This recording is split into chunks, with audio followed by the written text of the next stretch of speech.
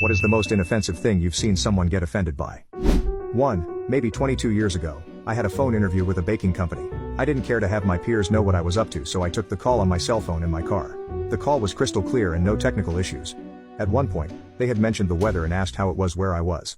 I told him that I was sitting in my car and I could see that it was actively snowing and whatnot.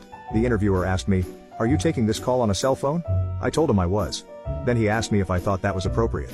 I asked him what he meant by that. He said he thought it was kind of rude to take a formal call on a cell phone. I told him I would be more than happy to conclude the interview if talking on a cell phone was an issue.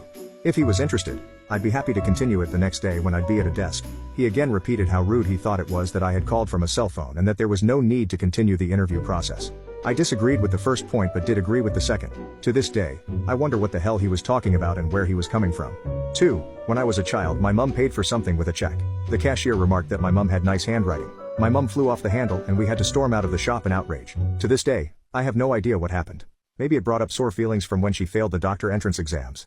3. At my wedding we marked the vegetarian items as vegetarian. This made the one vegetarian at my wedding, sister-in-law who hates me, fly into a catatonic rage because we are singling out the vegetarian food as vegetarian and not treating it as normal food. Then how the fuck are they supposed to know it's vegetarian? 4. My 7-month-old was wearing a shirt that had a rocket ship and the NASA logo and some middle-aged woman in the shop said, "He shouldn't be wearing that because he's clearly not an astronaut." I was dumbfounded. 5. Someone posted a video about 9/11 and someone commented, "Please take this down, you're not from New York. You will never understand this pain." She said this as if only people from New York were in the World Trade Center.